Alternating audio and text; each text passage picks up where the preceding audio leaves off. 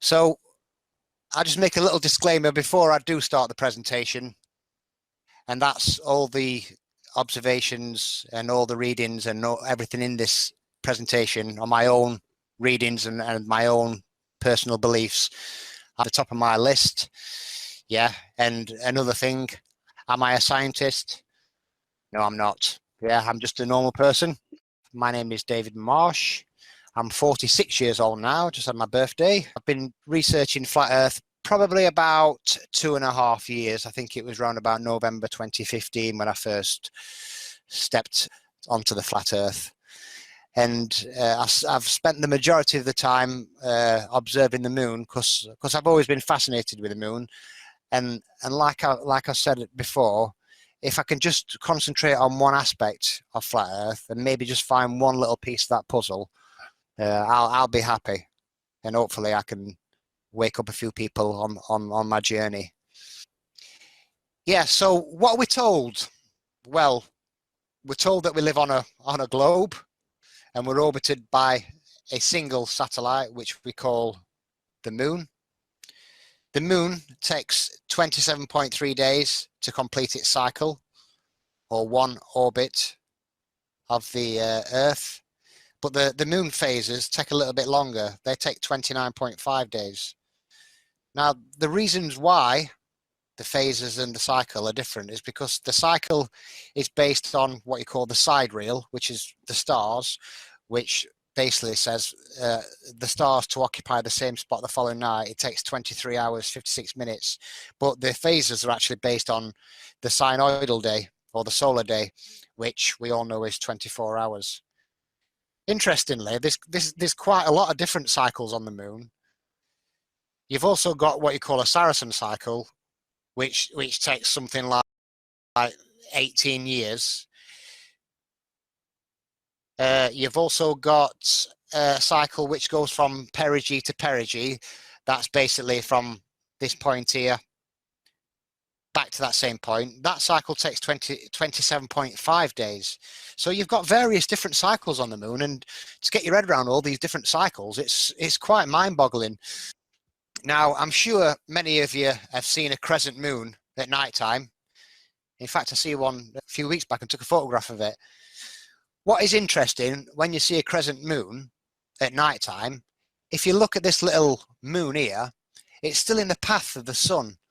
So, like one day after a new moon, when you just see a little slithering of a crescent moon, it shouldn't be visible at night time because it's still in the actual light of the sun.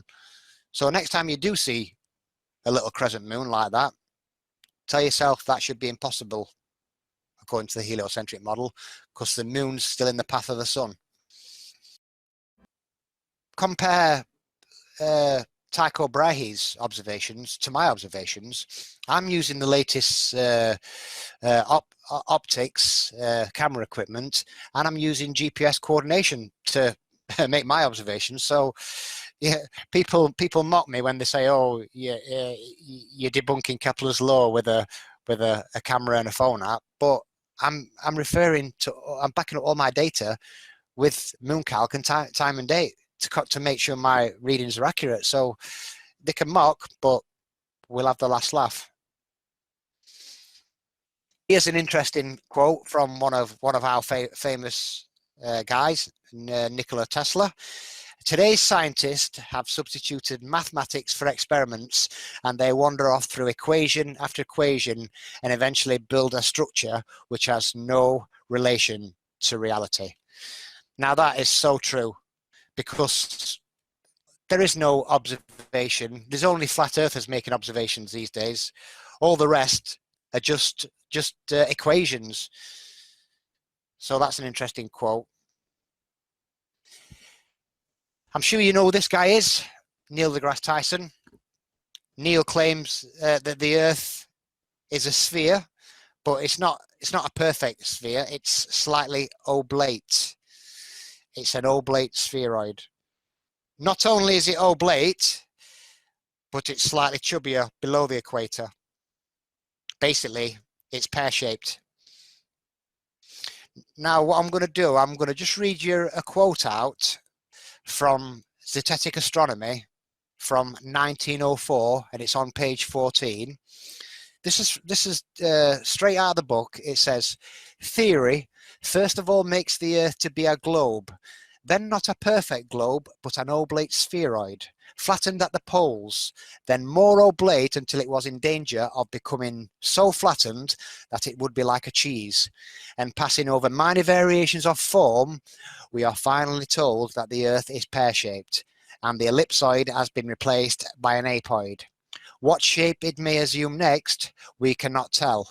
It will depend upon the whim or fancy of some astute and speculating scientist. I think that's brilliant. Next, Neil will be telling us that they're shaped like a shiitake mushroom. So, my observations.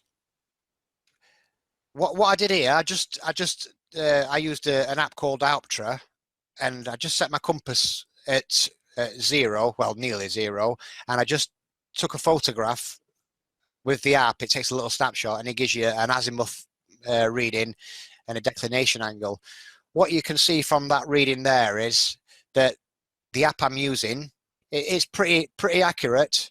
There you can see, look, I've placed it at north and I've placed the app over it and took a little snapshot to show that the readings I am taking match up with the compass. All my observations were made using the Nikon Coolpix B700. I always recorded at the same frame rate, which was 60 frames a second, the same zoom, which was about times 50, and from the same location, which was from my back garden in Ripley at the time. So I've always recorded my readings from the same spot. And not only that as well, I always try to catch the moon at my zenith, which was 180 degrees from my location at the time. Now I just want to give you a little bit of a comparison between flat Earth and globe Earth observations. On a flat Earth, one of the first things you'll learn about is perspective. And we learned that when a celestial object is closer to the observer, it will appear higher in the sky. And when a celestial object appears further away, closer to the horizon, that's how we judge it. That's how I judge it anyway, and I'm sure there's a lot of people out there who think the same. But interestingly, from a globe Earth perspective of the moon, when the moon's high on the Tropic of Cancer, it's not because it's closer to the Earth. It could actually be at apogee at that point in its cycle. It's because of that 5-degree inclination. That's what puts the moon high in the sky in their model. But from a flat Earth perspective, I judge it when the moon's high in the sky. I judge that moon being close to me, and when it's further away on the horizon, it's lower down. When I was in the hotel at the convention, I come out to the corridor and I thought, wow, that's a long corridor. So I took a photograph of it. And what you'll see is these lights, they're all the same size, but it just looks like they're getting smaller and smaller and getting closer to the horizon, just like celestial objects do. The only difference with celestial objects like the moon is it doesn't get smaller as it goes further away. There is a reason for that, and it's called atmospheric lensing. That's why the moon, it actually gets bigger as it gets close to the horizon, because you're looking at the moon through more layers of atmosphere. It will appear bigger on the horizon than it does when it's up high in the sky, because you're looking at it through less layers of atmosphere, if that makes any sense. My first observation, when the moon was on the Tropic of Cancer, and what you'll see here, the moon is in what I call the northern circuit, and it basically follows the actual stars. It does that all the time, and I took a snapshot on the 6th of March 2017. There you'll see the moon phase, which is a waxing gibbous moon. I also took a snapshot from NASA's Lunar Reconnaissance Orbital platform. Basically, this tells you the position of the moon from a globe Earth perspective. It tells you how close the moon is to the Earth, Obviously, when it's at 28 there, that's 28 Earths away. And when it's at its furthest point, that's 32. So the 28 would be perigee, and the 32 would be apogee. One thing what's quite difficult to get your head around, from a globe Earth perspective, when the moon would actually appear to speed up in the sky, it would be when it's at actual apogee. I know this is difficult to get your head around, but when it's at its slowest point in the cycle, that's when it would appear to speed up on a spinning globe. So just keep that in mind, because that does become quite important later on. Keep that in mind. On the night of the 6th of March, I took a diopter reading, and as you can see, at that point, the moon was at 187 degrees, which is just roundabout south, where I always like to catch the moon at zenith, and it was high in the sky at 56.1 degrees. That's the declination angle, so it is quite high in the sky, as you can see there. I also compared my readings with MoonCalc. You know what I mean? It'd be a bit daft if I pointed my app at the moon. It said it was at 180 degrees, and I went onto MoonCalc, and it said it should have been at 270. There'd be questions being asked. So as you can see, their readings on the time of my observation was 183 and 55 degrees. If I just click back, you'll see mine are 187, 4 degrees out, yeah, and a little bit out on the declination angle.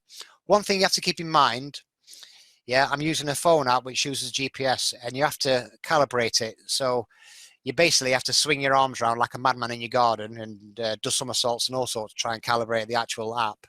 And even if you move like a millimeter, it can be the difference of like 4 or 5 degrees. It's so difficult to get it absolutely spot on.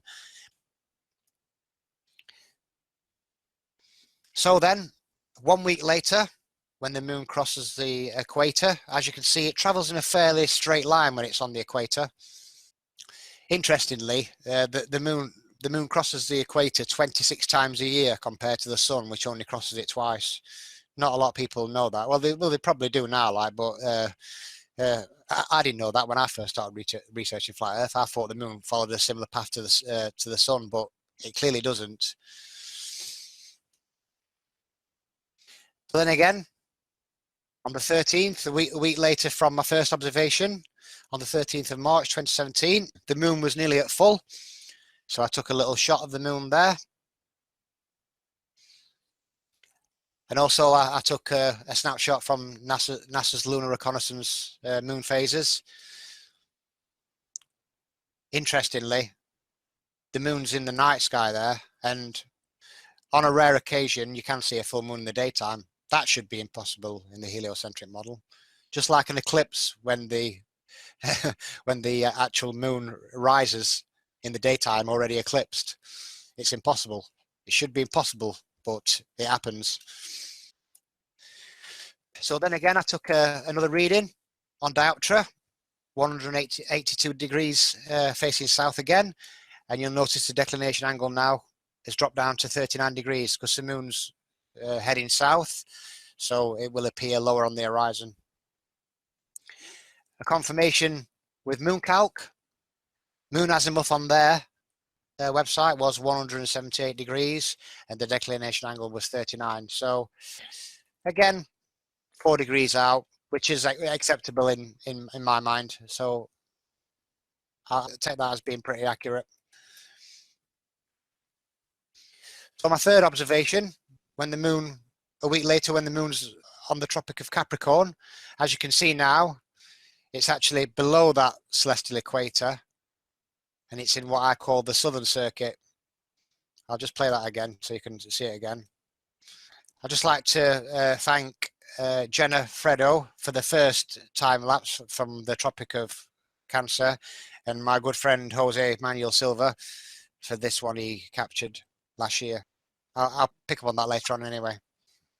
Interestingly, this is where the moon should start speeding up in its cycle, but it shouldn't be like just a sharp increase in speed. It should be a varied increase in speed from one point to the next. So it should spend the first half of its cycle speeding up to apogee, and as it passes that point of apogee, it should spend its next point of its cycle slowing down. Even though that's the point where it actually speeds up on the globe, it will appear to slow down from a globe Earth perspective, like I mentioned before. There you see again, I took a reading. What you'll notice this time is I didn't quite catch the moon at south. There's a reason behind that. I've got a full-time job and I start work at 5:30 in the morning. As you'll see there, I left it as long as I could before I shot the moon. It was 5:16 and I then have to pedal four miles on my bike to start work at 5:30. So I was trying to rush the moon along to get in position, but I just had to take it as it was for that night, which I don't think it makes a lot of difference. So, but that's the reason why I didn't catch it at south. But you can see I took a moon count reading to match up there at 5:16. The reading is 159 azimuth and 15.1 declination angle. 158 azimuth on mine, 15.1. What I did then, I basically raced the moons against each other.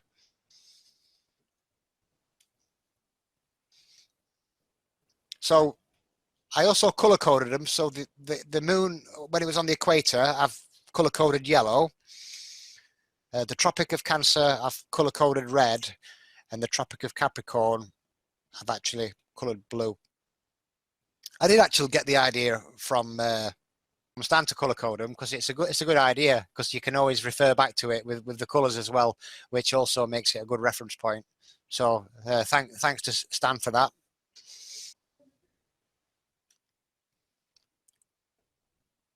I did my first observation. Yeah, and then on my second observation, the moon speeded up. So at the time I was following the circle AE map model. So I expected the moon to speed up on the Tropic of Capricorn. But what you'll see in a minute is quite interesting.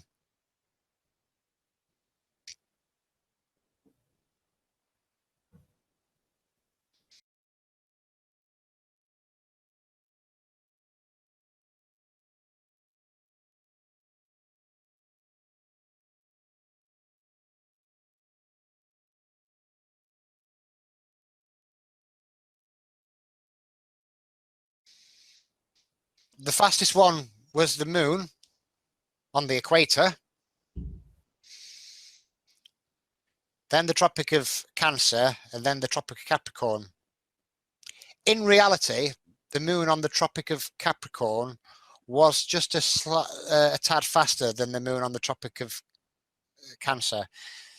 Might sound a little bit confusing, but the reason behind that is, for some reason, even though I shot the moon from the same zoom, the moon appeared smaller that night in that position, and that's why the moon looks slightly smaller, but it was definitely shot from the same zoom, from the same location, which I've showed you from the diopter readings. It was all at the same position, but it did appear slightly smaller, which I didn't notice. But I went a step further in my next observations. What I'm going to do now, this is an example of how I collated all my data. I didn't just take somebody's numbers for it and use them. I actually went online and actually worked out the meridian passing times between the moon occupying one spot and occupying the spot on the following night. That's how I got my time frame or my marker to actually measure my observations against what the moon's actually doing. So for an example, on the first night on the 6th of March, what I did, I went on to the meridian passing on 6th and 7th of March, and I measured that time frame, and I used that to see if it was matching up with my observations. I have actually got a spreadsheet I'm going to get out in a minute, so I'm going to... So my first observation on March the 6th, you'll see the moon took 24 hours and 57 minutes to occupy the same spot on the following night. Then you notice a week later, when the moon speeded up on the equator, look at the meridian passing time there. It took 24 hours and 45 minutes to occupy the same spot. So what I'm shooting in reality is matching up with what's happening in reality. So I can say that my observations are pretty accurate, even though it's quite a crude way of recording the speed of the moon, letting it pass your screen on your camera. It definitely works, and I'll show you with my further observations later on in the presentation. And as you can see again, on March 21st, the moon actually slowed down. That's what got me thinking about the circle model, that if you was on a circle model, wouldn't the moon speed up to cover the more ground? That was my thinking at the time, but I've moved completely away from models now. All I'm going to say is the Earth's flat because there's no measurable curvature over large bodies of water, not because it's a pizza or a Pac-Man or whatever you want it to be.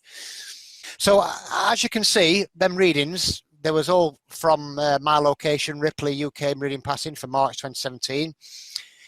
When I first posted my original moon race video, someone says, yeah, but when the moon's further away, it will appear to move slower because of parallax, you know. So when a celestial object is further away and it will appear smaller, it will take longer to actually cross your screen. So he says that's what would happen in reality. So what I did, I took readings from the equator. I basically went on to time and date, exact same month, but I took the readings from the equator. And what you find is you get the exact same results. Even from their perspective, if you did the experiment from the equator, you'd get the same results. There you see on March 6th, 7th, the moon took 24 hours, 57 minutes to occupy the same spot. On the 12th, it speeded up, took 24 hours, 46 minutes. Remember, they're ahead of us, so it would have been actual there on their time, because there's quite a lot of time difference between the equator, especially in Pontianak, Indonesia. And then again on March 21st, 24 hours 49 minutes. So that's from two locations, but I went even one step further. Then I took readings from a place in Ushuaia, which is on the southern tip of Argentina, which is on the exact opposite southern latitude to the UK. And guess what? You get the exact same results again. So it doesn't matter where you are on the plane, the moon should always speed up from that perspective. So that's quite interesting in itself, because that surprised me, that I expected some slight variation in numbers, but they're exactly the same. Everywhere you go, that moon will appear to speed up from their perspective. It doesn't matter where you go on the plane, New Zealand, Australia, it will always speed up, and time and date confirms that, which is very interesting. I looked at the daylight hours from Ushuaia, and we get 17 hours daylight on our summer solstice on June the 21st, and Ushuaia on December 21st gets the exact same amount of daylight hours on their summer solstice, but on the opposite latitude. So that's quite interesting as well. This is me hard at work. I just made a little time lapse of me actually collating the data.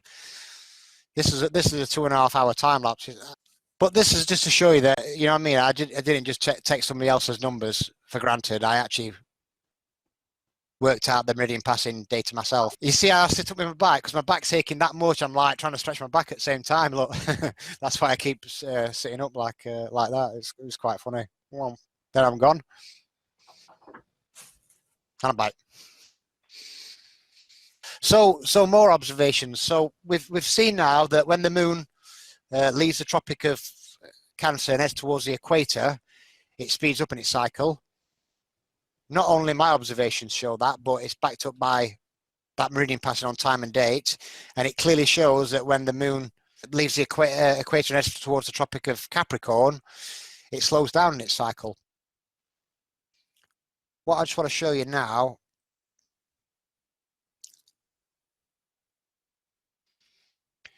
is it's not a fluke either.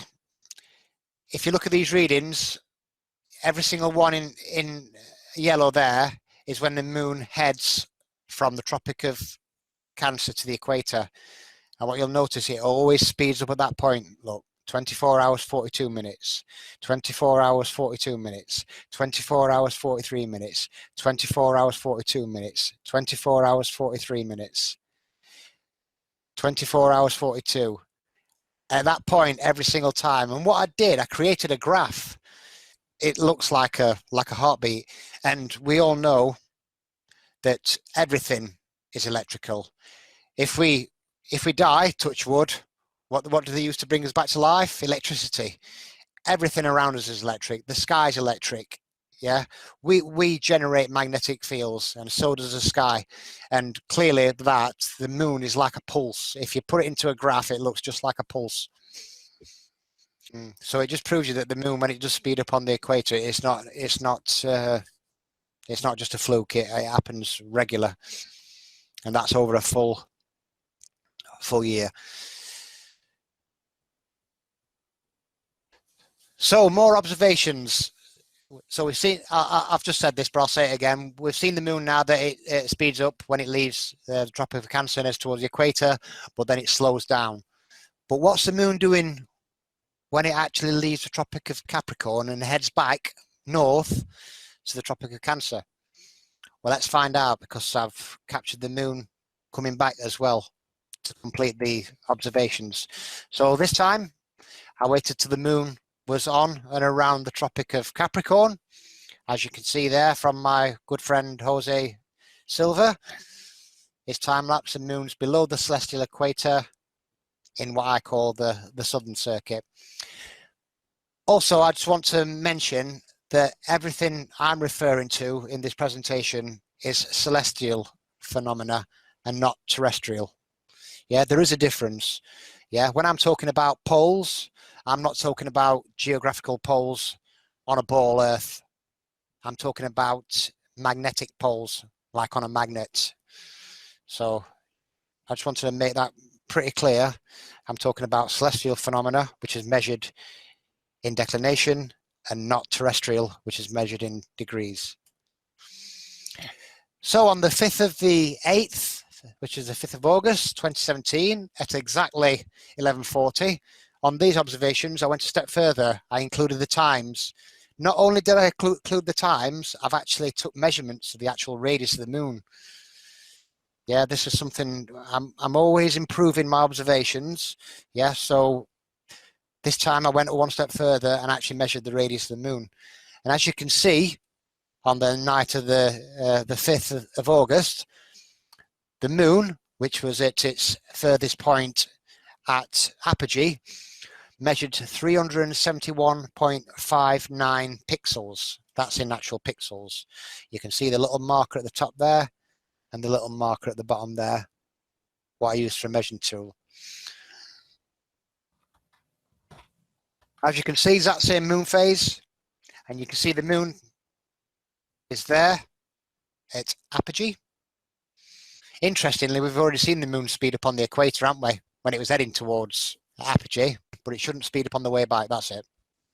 Just keep an eye on that moon, because that moon's going to be coming back towards perigee, and it should appear to retrograde or slow down in the night sky or the day sky, whenever it's visible.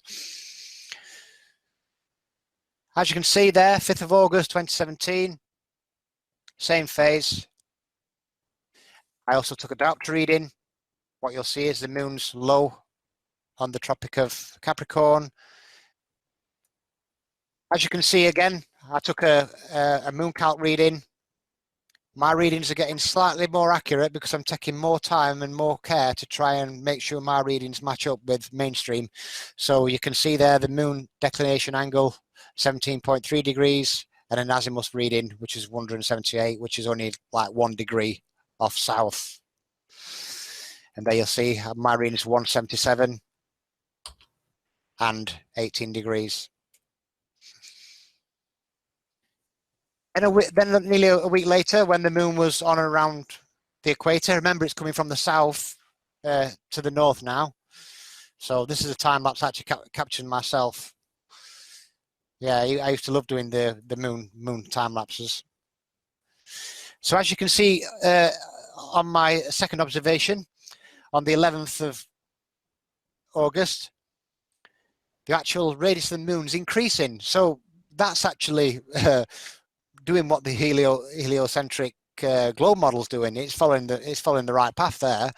So it's actually getting bigger as it gets closer, which is interesting. So 389 pixels compared to 371. As you can see, took another snapshot from NASA's lunar reconnaissance platform, and there you see the moon now is on or around the equator, exactly where it is from my perspective. So azimuth reading there, 179 degrees, bang on south, and a declination angle of 33 degrees, which is round about the celestial equator.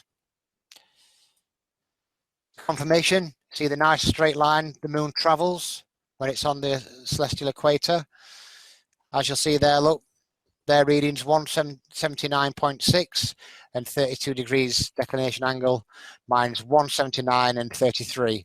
So I'm getting more accurate. In fact, if you look at that moon there, if I drop that down 1 degree, it'd be absolutely smack bang in the center. It's not easy pointing a camera phone at the moon and getting it smack bang in the middle. So my final observation, when the moon was on around the Tropic of Cancer, you'll see again, it's on the opposite side of that celestial equator in what I call the northern circuit. Now this is interesting, because when I measured the moon when it was on the Tropic of Cancer, it actually shrunk. If I go back to my last reading there, what you'll see, 389.5 pixels, 355 pixels. It shrunk. But according to the heliocentric model, it should have been getting bigger. And remember, that was at the exact same location and at the exact same frame rate as the previous shots. Interestingly, the moon was like monochrome that night as well.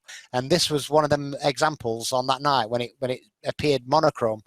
You can see it there. It's got a slight grey color to it. The only editing on this picture I've done is by overlaying that measurement tool. That's the only editing I've done on that. That's basically a straight image from my camera onto the computer, and I just overlaid that to measure it. It shrunk. It went to 355 pixels. The moon's getting closer to the globe Earth, so it should appear bigger. Let's just have a helio confirmation on that. At perigee, the moon is closer to the Earth and looks slightly larger. Now, I disagree, because when the moon is high at perigee and high on the Tropic of Cancer, it's like up in the sky and it looks tiny, because you're looking at it through less layers of atmosphere.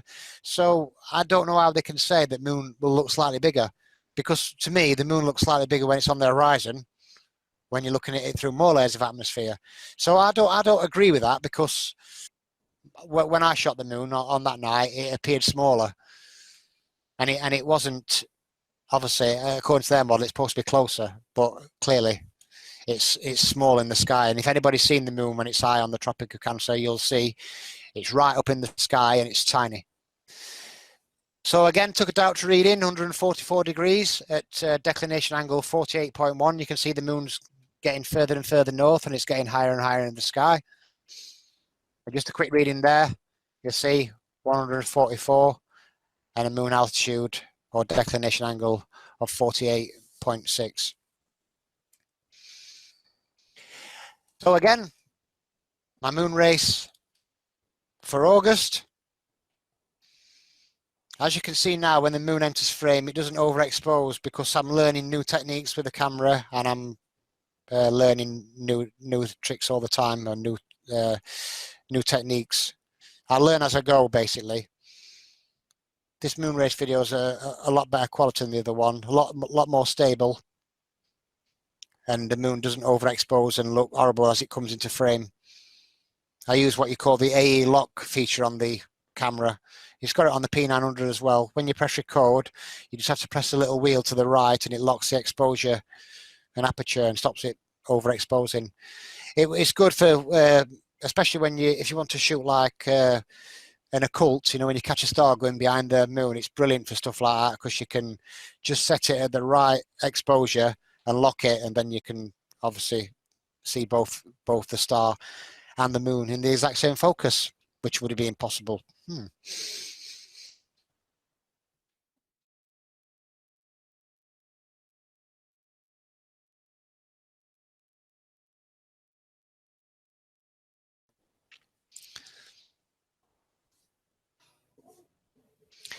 The moon on the equator took 5 minutes 20 seconds to cross my screen. On the Tropic of Capricorn, it took 5 minutes 36. But on the Tropic of Cancer, it seemed to take forever. It took 6 minutes 15 seconds to cross my screen. Look at the time difference there. That's huge. So the results. I need to just go back into my spreadsheet here.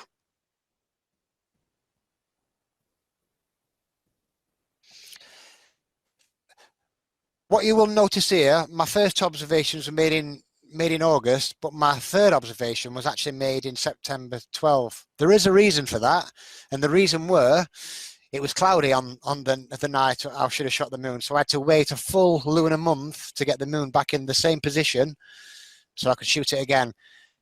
It doesn't actually make much difference on the actual readings because I'm still shooting the moon when it's high on the Tropic of Cancer. It's just that it was cloudy and it was actually in daytime when I needed to catch it in August, which was quite disappointing because when you've waited so long to get the moon in a position, and then you go out to shoot the moon and it's cloudy, it's like it's soul destroying. If I'd have had to wait for the sun to get in that position, I'd have had to wait quite a long time to to get in that exact same position. So as you can see on August the 5th, my reading, the moon took 24 hours and 49 minutes for the meridian passing time on that night for the moon to occupy the same spot. Then when the moon was on the equator, the moon took 24 hours, 48 minutes. So it's speeding up when it's heading towards perigee. Remember, it speeded up when it was heading towards apogee. It can't speed up both directions. It's impossible. According to Kepler's law of planetary motion and its equal area and equal time law, the moon should spend the first half of its cycle speeding up with just a change in speed of around about 6%, and the same when it going back the opposite direction. It should never speed up going to and from apogee. That completely destroys Kepler's law. It shouldn't do that. It's impossible. And you're probably thinking, yeah, but you could just put any of them readings on the screen yourself. You know what I mean? I've had to type them in there. Gives you a confirmation first. So when the moon was on the Tropic of Capricorn, it took 5 minutes and 36 seconds to cross my screen, and the meridian passing on that night was 24 hours and 49 minutes. When the moon was on the equator, it took less time, so it was speeding up, and it took 5 minutes 20 seconds, and the meridian passing on that night was 24 hours 48 minutes. It's matching up exactly what I'm shooting in reality. And the moon took a long time to cross my screen. It took 6 minutes 15 seconds. Well, look at the meridian passing time on that night, 24 hours and 57 minutes. It's matching up exactly what I'm shooting in reality. And just to confirm this, I took a little snapshot from time and date, and if you see on the 5th there, 23:39 till 12:28, yeah, you measure that time and you get 24 hours and 49 minutes. And then on the 11th, 3:40 to 4:28 is exactly 24 hours and 48 minutes.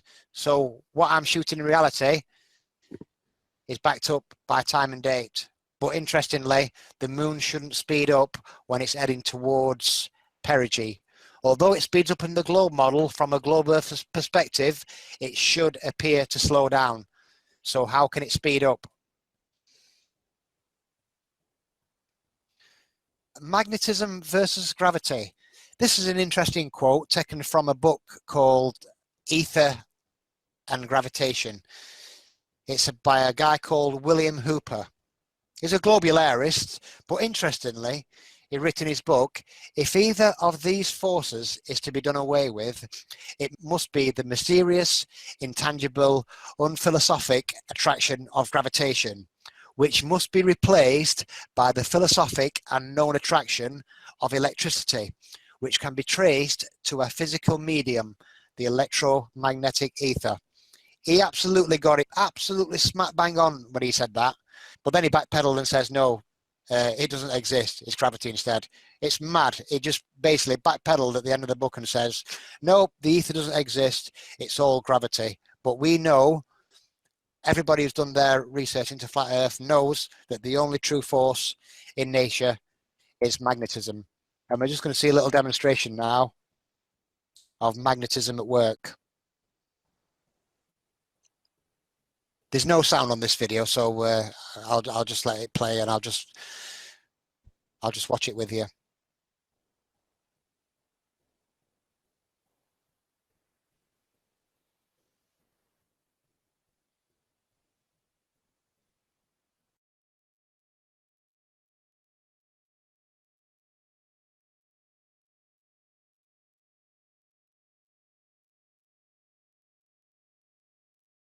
As you can see there, the magnetic field creates its own vortex motion,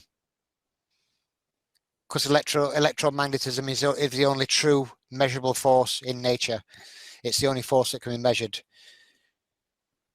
Trains in Japan, they don't run on anti-gravity. They run on magnets.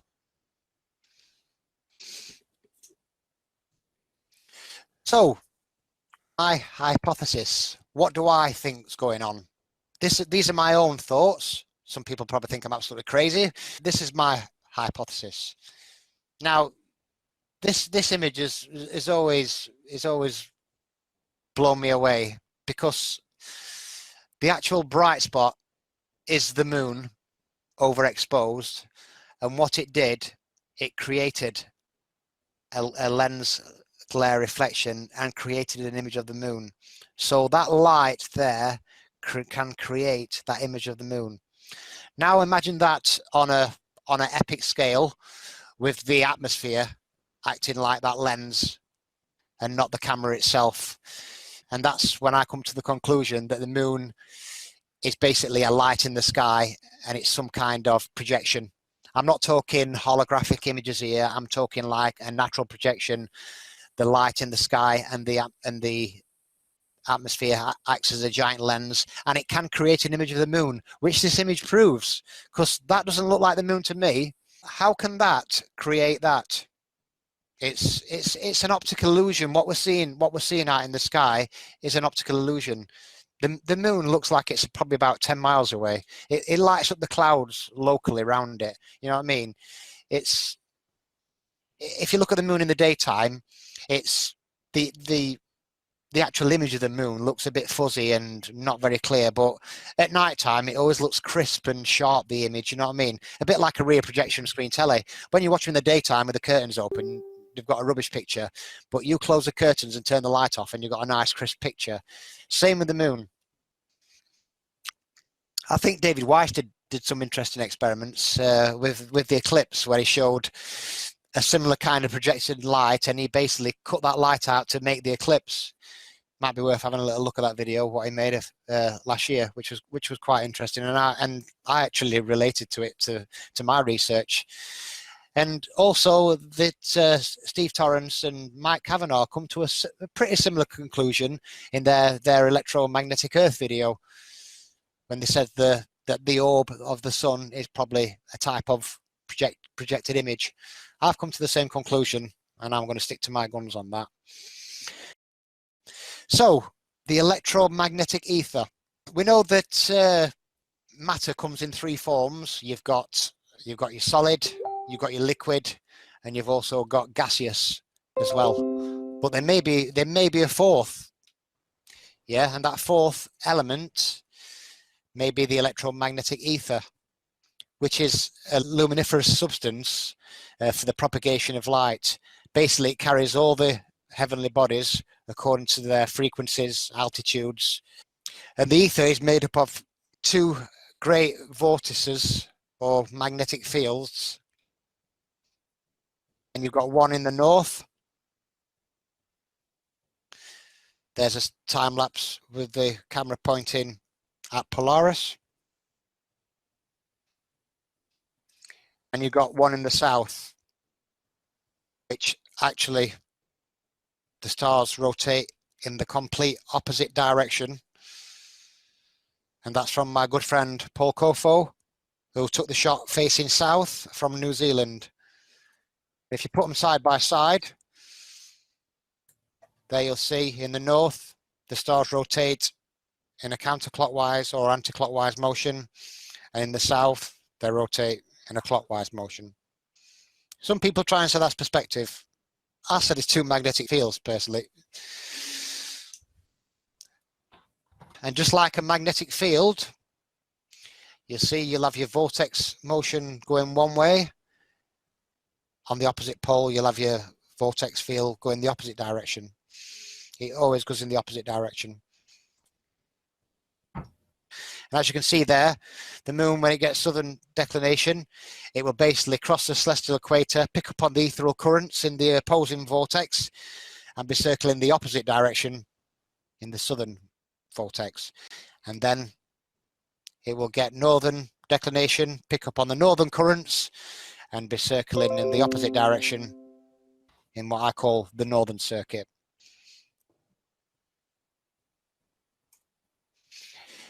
If you take a time lapse from around the equator, now if you move that land away, what you would see two vortices separated by the celestial equator. One goes one direction in the north, and one goes the other direction in the south. This is just to try and give you a visualization of what I believe the moon's doing. So when the moon is in the northern circuit, it will appear to circle, and as it picks up on the ethereal currents in the southern vortex, it will circle in the opposite direction. I know that might sound crazy, but if you go on to moon calc and you go to 70 degrees, what you'll find out is the moon will circumpolar from that observation. It'll be visible for 24 hours. So the moon will spend 2 weeks in the northern circuit in a counterclockwise direction. Then it'll spend the next 2 weeks circling the southern vortex in a clockwise motion. So it's basically going in a figure of 8. And I actually named it the Luna-lemma. That's my own word I invented for that. We've heard of the analemma. Well, I actually made one up for the moon, and I call it the Luna-lemma. There you can see a snapshot of the moon over a 27, 28 day period. It clearly makes that figure of 8 pattern.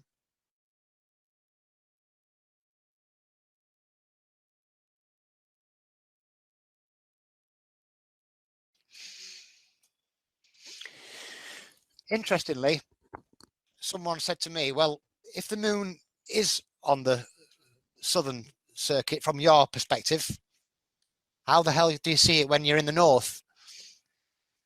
But we have this thing called refraction.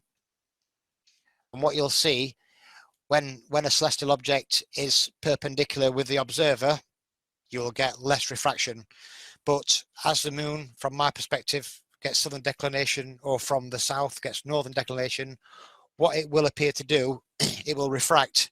And as that moon gets further and further away in the south, it will actually project further and further into the north. So it will be visible in the north, and going through quite a few layers of atmosphere, you will get something called refraction. And that's why the image of the moon will project itself into the north from the south. And here's an interesting daytime shot I took of the moon. I took a time lapse in the daytime, and you can see that the moon clearly emits its own light. It's not reflecting sunlight, it's actually emitting its own light. What is the moon? There's been a lot of questions about the moon over the years. when you look at the moon in the sky, it looks like a rock in the sky. It sometimes looks like a sphere. It sometimes looks like a disc. It looks like it emits. It looks like it reflects. Sometimes it looks solid. Sometimes it looks transparent or translucent. It's been there for a millennia, and we still don't understand what the moon actually does or what it is. We know the word month is derived from the word moon, but still, we still don't know what the moon is. And I think the moon could probably sit there for another 1,000 years and we might never, ever, ever know what the moon is. But I know one thing it's not, and it's not that. That's supposed to be the Discover Epic satellite, which is 1,000,000 miles from the globe Earth, if you want to believe that. And as you can see, that's supposed to be the backside of the moon. Rob Simon would probably say it is Photoshop because it has to be. But that is supposed to be a real image of the moon taken from the Discover Epic satellite 1,000,000 miles out. And as I mentioned before, my goal is just to find a little piece of that puzzle. If I can maybe contribute one piece of that puzzle towards finding out where we actually live, I'll be happy, and hopefully I can wake a few people up on the way. But that's my goal, just to find one little piece of that puzzle. That's it. That's my presentation. I hope you enjoyed it.